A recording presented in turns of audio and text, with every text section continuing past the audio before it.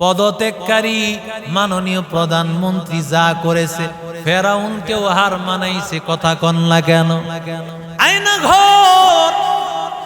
আয়না ঘরের নামে একটা ঘর বানাইয়া কত দিনের পরে দিন মানুষকে ওই ঘরের মধ্যে রেখেছে ভাই। ওই ঘরের মধ্যে রাখিয়া কত মানুষ দুনিয়া থেকে বিদায় হয়ে গেছে। আস্তে আস্তে আল্লাহর বান্দা চিন্তা করতে করতে এমন হয়েছে, আল্লাহর বান্দা একজন তো বলেছে, আমি এত কেঁদেছি, আমার চোখের পানিগুলো যদি কোনো একটা নদী বানানো হইতো, জমাইলে একটা নদী হয়ে যাইতো, পুকুর হয়ে যাইতো। কত কান্না করেছি, আমার কান্না দেখার কেউ নাই। কত আল্লাহর গোলাম ওখানেই জিন্দেগি শেষ হয়ে গেছে।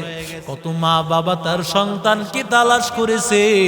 আজকে 7 বছর 8 বছর 10-15 বছর আগে কেউ তার স্বামী হারাইছে, কেউ তার সন্তান হারাইছে, কেউ তার ভাইকে হারিয়েছে, কেউ তার বিবিকে হারাইছে।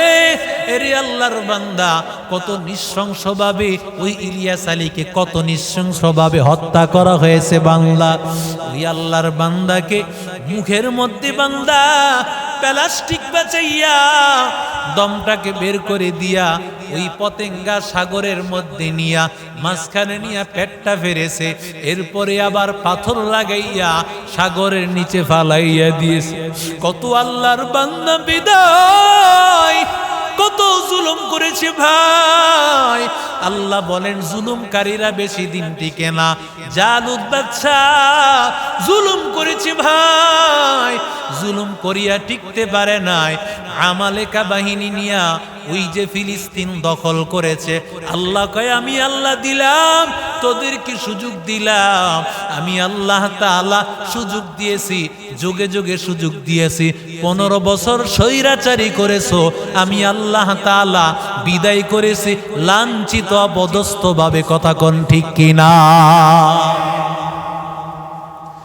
এরে নবীর আশিক উম্মতের দল দাউদ পয়গম্বর, তিনি যখন রাজত্ব পেয়ে গেলেন, যখন তিনি তার সামনে ওই জালুতকে হত্যা করেছে, কথা অনুযায়ী মেয়ের সাথে তার বিবাহ দিয়েছে।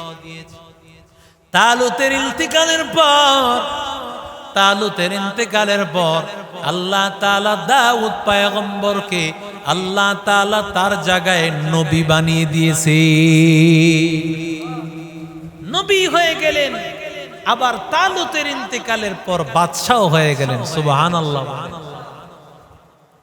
আল্লাহ বলেন, ওয়াজকুর আবদানা দাউদ যাল্লাইদ, আমি আল্লাহ তাআলা দাউদকে আমি আল্লাহ শক্তিশালী বানিয়েছি। কেমন শক্তিশালী? কারণ এক একজন নবীকে তো আল্লাহ জান্নাতের 40 জন যুবকের শক্তি আল্লাহ দান করেছে। জান্নাতের 40 যুবকের শক্তি আমার আল্লাহ দান করেছে। দাউদ পয়গম্বর নবী হওয়ার পরে তিনি সাদা সিধা জীবন পালন করেছে। এত বড় নবী, আবার তালুতের পরে তিনি বাদশা হয়ে গেলেন। নবী এবং বাদশা কিন্তু চলাফেরা একেবারে স্বাভাবিক, চলাফেরা স্বাভাবিক। দাউদ পয়গম্বর তিনি একদিন রোজা রাখতেন, একদিন রোজা ভাঙতেন, একদিন রোজা রাখতেন, একদিন রোজা ভাঙতেন। পয়গম্বর বলেন, আফজালুস সিয়ামি দাউদ, সর্বোত্তম রোজা হলো দাউদ নবীর রোজা। একদিন রোজা রাখতেন, আর একদিন রোজা ভঙ্গ করতেন। সুবহানাল্লাহ, জোরে কোন। আবার রাতের বেলায় তিনি রবের ইবাদতে মগ্ন ছিল, আল্লাহ তাআলার ইবাদতে মগ্ন ছিল বান্দা। শুধু তাই না, দাউদ নবীকে আল্লাহ তাআলা একটা মুআজিজা দান করেছেন। ওয়া আলান্না লাহুল হাদীদ,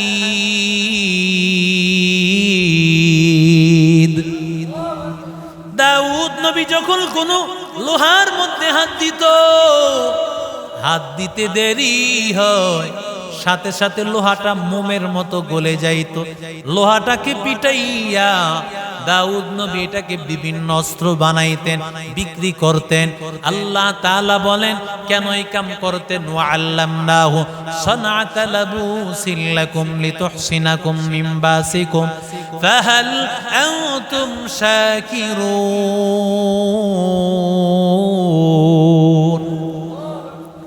এত বড় নবী, কিন্তু আল্লাহ তাআলা তারে কাজ শিখাইয়া দিচ্ছেন। এখন কাজ লাগে না, বিভিন্ন জায়গা থেকে চাঁদাবাজি করে চলে। কথা কোন ঠিক না বে ঠিক? কোনো ব্যবসা নাই, চাকরি নাই, হে সবচেয়ে ভালো আছে। ঠিক না বে ঠিক? কিভাবে? সব জায়গা থেকে তো সে চাঁদা পায়, দোকান থেকে পায়, সিএনজি থেকে পায়, অটোওয়ালার থেকে পায়, সব জায়গা থেকে চাঁদা দিয়া সে চলতেছে। আল্লাহ কয়, ও দাউদ পয়গম্বর, তুমি রাষ্ট্রীয় কোষাগারের টাকা দিয়েও চলতে পারতা, এটাও আমি আল্লাহ চাই না। তুমি নিজে কাজ করবে, তুমি একটা কাজ করবা, ব্যবসা করবা, নিজে অস্ত্র শস্ত্র বানাইয়া এগুলো বাজারে বিক্রি করবা, সেটা দিয়া তোমার জীবিকা উপার্জন করবা। সুবহানাল্লাহ। এরে নবীর আশিক উম্মতের দল, আল্লাহ তাআলা দাউদ নবীকে একটা কণ্ঠ দিয়েছেন। এটা দাউদ পয়গম্বরের একটা স্পেশাল একটা মুআজিজা।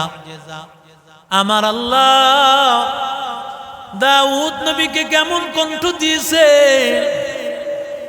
আল্লাহর নবী রাহমাতুল লিল আলামিন পয়গম্বর একবার রাতের বেলায় চলতেছেন, হঠাৎ করে নবী আমার তাকাইয়া দেখে এক সাহাবী তেলাওয়াত করতেছেন, মধুর কণ্ঠের তেলাওয়াত, এত সুন্দর তেলাওয়াত। নবী ভালো করে তাকাইয়া দেখে নামাজে তেলাওয়াত করতেছেন আবু মুসা আশআরী। আমার নবীর সাহাবী যাদের সবচাইতে কণ্ঠ সুন্দর, এদের মধ্যে এক নম্বর হলেন আবু মুসা আশআরী। নবীজি দাঁড়াইয়া দীর্ঘক্ষণ কোরআন তেলাওয়াত শুনলেন। ফজরের নামাজের পরে আবু মুসা আশআরীকে ডাক দিয়ে বলেন, ও আবু মুসা আশআরী, জানো আমি রাতের বেলায় তোমার তেলাওয়াতে কোরআন আমি শুনেছি। লাকাদ উতিতা মিজমার মাযামির দাউদ, আল্লাহ তোমারে এমন একটা কণ্ঠের ঝংকার দান করেছে, আল্লাহ এমন একটা মধুর কণ্ঠ আল্লাহ দিয়েছেন, যেই মধুর কণ্ঠ আল্লাহ দাউদ নবীকে আল্লাহ তাআলা দান করেছে। কণ্ঠ আল্লাহর দান। এই কণ্ঠ দিয়া কেউ কালামুল্লাহ তেলাওয়াত করে, কেউ নাতে রাসূল, কেউ আল্লাহ তাআলার প্রশংসার বাণী কয়। আবার এই কণ্ঠ দিয়ে কেউ গান গায়, কেউ বাই কণ্ঠকে অপব্যবহার করে। আল্লাহ বলে না, এই কণ্ঠ আমি আল্লাহ দিয়েছি। এই কণ্ঠ যদি বান্দা কোরআনটি তেলাওয়াত করো মধুর কণ্ঠে, আমি আল্লাহ তাআলা এই কোরআনের বরকতে জান্নাতের মধ্যে আমি আল্লাহ তোমার কণ্ঠটাকে দাউদ নবীর মতো আমি আল্লাহ বানাইয়া দিব।